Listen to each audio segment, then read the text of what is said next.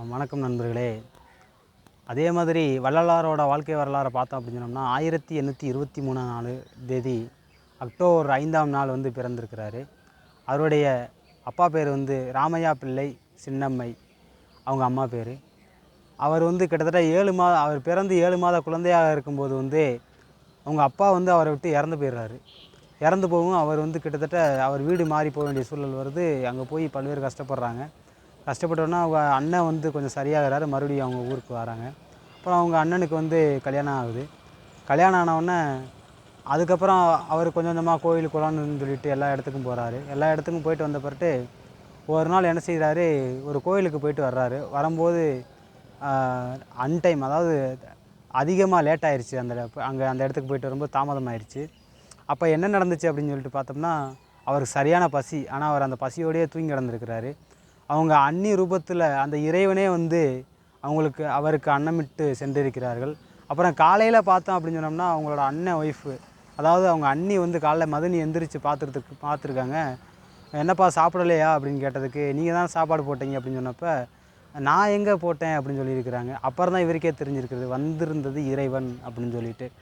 அப்படி பல்வேறு விதமான நிகழ்ச்சிகள் அவருடைய வாழ்க்கையில் நடந்திருக்குது. அதே மாதிரி பார்த்தோம் அப்படின்னு சொன்னோம்னா, அவர் ஒரு ஊருக்கு போய்கிட்டு இருக்கும்போது ஒரு ஆட்டுக்குட்டி ஒரு ஆட்டில் ஊனமுற்ற ஆட்டுக்குட்டி அதை பால் பருக முடியாமல் தவித்து கொண்டிருந்தது.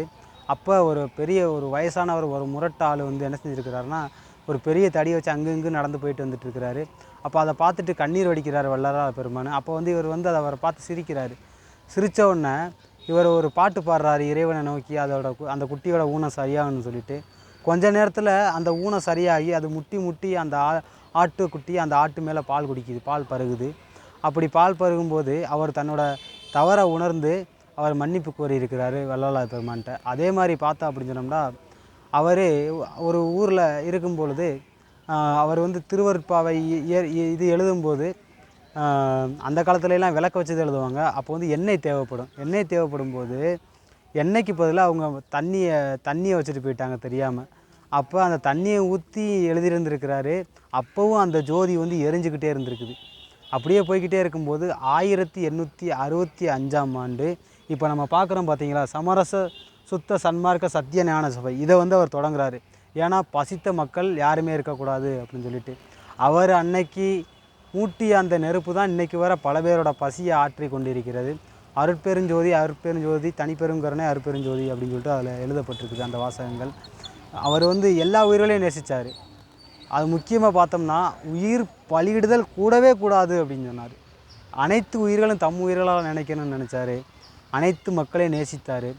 அப்படிப்பட்டவர் கிட்டத்தட்ட 1774ஆம் ஆண்டு இந்த மண்ணை விட்டு செல்கிறார். கிட்டத்தட்ட 51 ஆண்டு காலம் மக்களுக்காக சேவையாற்றினாலும் பரவாயில்ல, மனித பிறப்பு எடுத்திருக்கிறாரு. மகான்களெல்லாம் மனித பிறப்பு எடுப்பாங்க. ஆனால் அந்த மனித பிறப்பு எடுத்தாலும் அந்த இறைவனோடு இறைவனாக ஜோதியாக ஐக்கியமாகிவிட்டார். அந்த ஜோதி தான் இன்று வரை அணையாமல் எரிந்து கொண்டே இருக்கிறது. அந்த ஜோதி பல்வேறு விதமான மக்களின் பசியையும் ஆற்றி கொண்டிருக்கிறது. பல்வேறு விதமான பணிகளும் செய்து கொண்டிருக்கிறார்கள். அவரை பற்றி எத்தனையோ நபர்கள் எத்தனையோ பணிகள் இன்று வரை செய்து கொண்டே இருக்கிறார்கள். எனவே அவர் வழியில் நாமும் நடப்போம் என்று சொல்லிக்கொண்டு என்னுடைய நன்றியை தெரிவித்துக் கொள்கிறேன். வணக்கம்.